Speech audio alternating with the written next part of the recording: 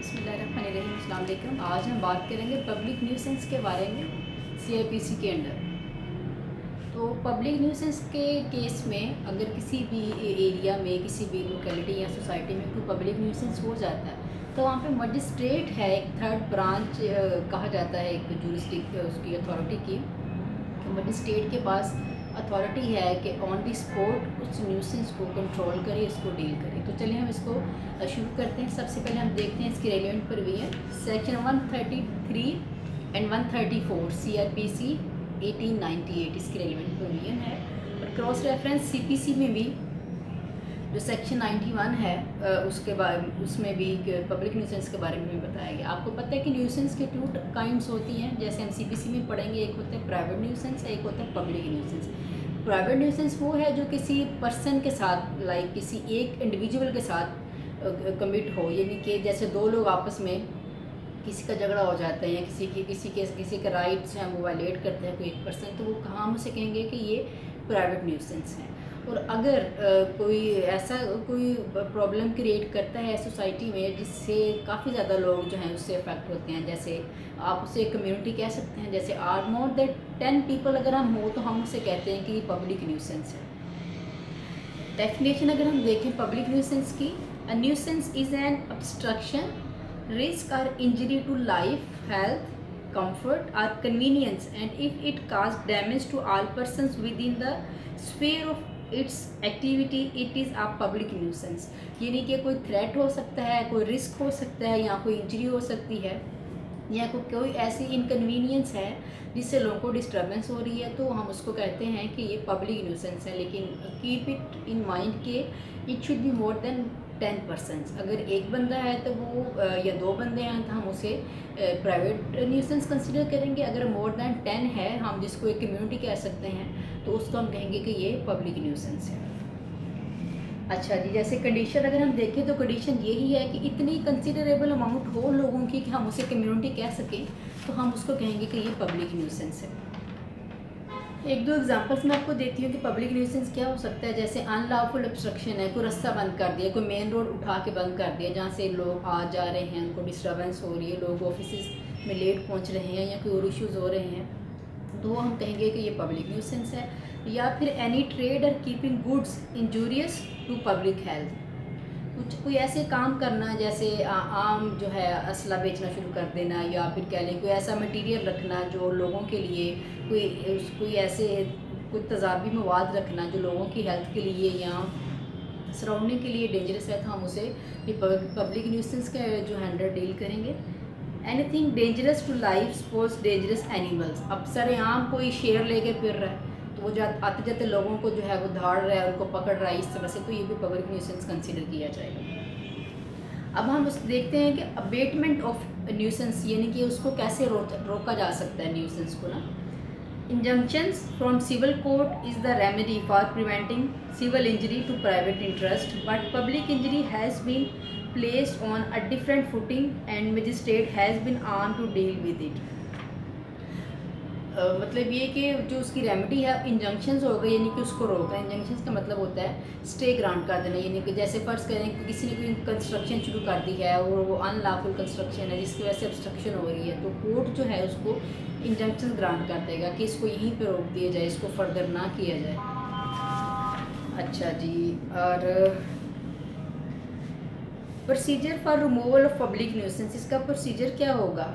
Receipt of police report, जो लोग हैं वहाँ के वो पुलिस को रिपोर्ट करेंगे कि हमारे एरिया में ये प्रॉब्लम है, इस तरह से हो रहा है, हमारे लिए डिस्टर्बेंस क्रिएट की जा रही है। फिर वो जो पुलिस ऑफिसर होगा वो मजिस्ट्रेट को रिपोर्ट करेगा। इशुएंस ऑफ ऑर्डर, अब जो है मजिस्ट्रेट है वो ऑर्डर इशू करेगा उस बंदे को कि वो जो काम कर रहा है या जिसकी वजह से प्रॉब्लम क्रिएट हो रही है उसको रोक दे। और ये जैसे समन किसी को सेंड करते हैं, बिल्कुल वही प्रोसीजर है कि उसको सेंड किया जाएगा। Fulfilment of order on the service being affected, the person concern may carry out the order, in which case the proceedings will come to an end. अब देखेंगे उसको अगर कोई ऑर्डर मिला है मजिस्ट्रेट की तरफ से कि भाई तुम ये काम करना बंद कर दो, अगर तुमने कोई रास्ता बंद किया तो उसको खोल दो, अगर वो खोल देता है तो इट्स मीन कि उसने उनका ऑर्डर जो है मजिस्ट्रेट का मान लिया है और उसने जो है न्यूसेंस को ख़त्म कर दिया है। अब इन केस वो नहीं मानता, डिसोबीडेंस ऑफ ऑर्डर, अगर वो ऑर्डर को मानने से इनकार कर देता है तो हम देखते हैं कि वहाँ पे क्या क्या सिचुएशन है और क्या क्या कुछ किया जा सकता है। If the person concern does not carry out the order may apply to the magistrate for appointment of a jury to try whether the order is reasonable and proper। उसके पास ये है कि वो अप्लाई कर दे, इन राइटिंग अप्लाई करे कि वो एक जूरी अपॉइंट करे जिस मोर देन 1 पर्सन होंगे, उसमें एक बंच बनाए जो देखें कि वेदर जो मजिस्ट्रेट ने ऑर्डर दिया उस पर्सन को वो रीज़नेबल भी है या नहीं है। उसको देखने के लिए वो जूरी की अपॉइंटमेंट की रिक्वेस्ट कर सकता है, उसके लिए अप्लाई कर सकता है।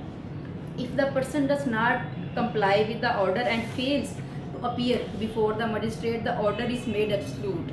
अगर वो नहीं आता, कोई जवाब ही नहीं देता, तो फिर उसको ज़बरदस्ती जो है वो ऑर्डर को कैरी आउट करवाया जाएगा।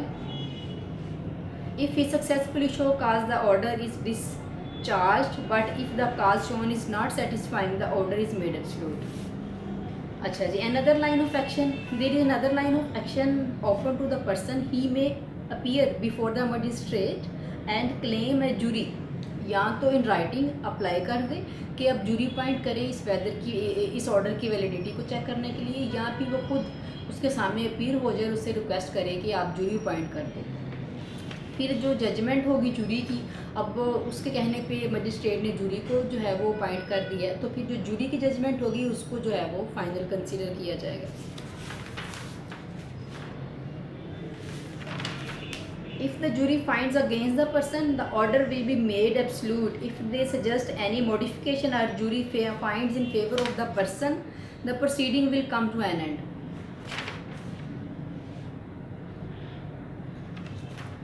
अब वो जूरी उस डिसीजन को देख उस ऑर्डर को देखेगा कि मजिस्ट्रेट ने क्या ऑर्डर किया है। अगर तो वो उसकी फेवर में गया कि ठीक है भाई, तो यहाँ जो भी है जो जूरी का जो भी डिसीजन होगा यहाँ पे प्रोसीडिंग्स एंड हो जाएगी। If the person disputes the existence of any public right in any way, river, channel or place, the magistrate will hold a preliminary inquiry। Preliminary inquiry की भी ऑप्शन होती है मजिस्ट्रेट के पास, जैसे कि वो इंक्वायरी का अगर किसी कोई पानी बंद कर दिया या कोई रास्ता बंद कर दिया इस तरह छोटा मोटा, तो उसके पहले वो प्रीलिमिनरी इंक्वायरी करेगा, उसके बाद ऑर्डर इशू करेगा। Absolute order, when an order is made absolute the person will be called upon to carry it out within a specified time. If he fails to do so he can be prosecuted. अगर वो नहीं करता तो उसको prosecution उसके against होगी, यानी कि उसके सिविल सूट उसके अगेंस्ट फाइल किया जाएगा। Recover cost, it is open to the magistrate to carry out the order and recover cost from the defaulter. अब फर्ज करें जो बंदा है उसको ऑर्डर किया गया है कि तुम इसको ख़त्म कर दो, ऑब्स्ट्रक्शन को छोड़ दो या रास्ता वगैरह जो बंद किया उसको खोल दो, वो नहीं मानता, वो ऑर्डर नहीं एग्री नहीं करता, तो वो डिफ़ॉल्टर कहलाएगा। और जितना भी इसके ऊपर कोई नुकसान आता है या कोई भी इशू है तो उसकी जो रिकवरी है वो डिफ़ॉल्टर से की जाएगी।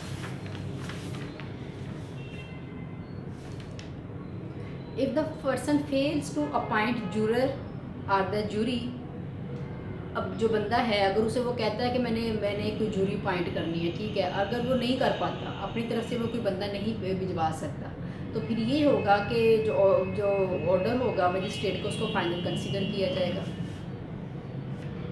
फिर जो मजिस्ट्रेट है उसके पास इमिनेंटली जो है वो इंजंक्शन ग्रांट करने की भी अथॉरिटी मौजूद है। अगर उसे लगे कि जो उसने रास्ता रोका है या उसने जो भी कोई काम ऐसा किया है जो पब्लिक एट लार्ज के लिए डेंजरस है, तो वहाँ पे वो इंजंक्शंस के लिए इमीडिएटली ऑर्डर कर देगा कि इंजंक्शन जो है ग्रांट कर दी जाएंगे, यानी कि वो फौरी तौर पे ऑर्डर करेगा कि यहाँ पे इस काम को रोक दिया जाए। Not to repeat public nuisance, उसके बाद जो है मजिस्ट्रेट है उसके पास ये अथॉरिटी है या पावर है कि उस बंदे को ऑर्डर करे कि जो काम तुमने अब किया तुमने आइंदा भी ये नहीं करना। और अगर वो उसको कंप्लाई नहीं करता तो डेफिनेटली उसकी अगेंस्ट जो है वो पनिशमेंट उसको की जाएगी या सिविल सूट उसके अगेंस्ट जो है वो किया जाएगा। तो आज का टॉपिक यही था। अक्सर एग्जामिनेशन में आ जाता है कि पब्लिक न्यूसेंस क्या है और कि कौन ऑथोराइज्ड है इसको जो है डील करने का। तो होपफुली आप लोगों को समझ आ गई होगी। अगर आपको फिर भी कोई क्वेरी है या कोई आपका प्रॉब्लम है तो आप मुझे बताएं, इंशाल्लाह अकॉर्डिंगली मैं इसको रिजॉल्व करूँगी। तो फिर मिलेंगे किसी नए टॉपिक के साथ, तब तक के लिए खुदा हाफिज़।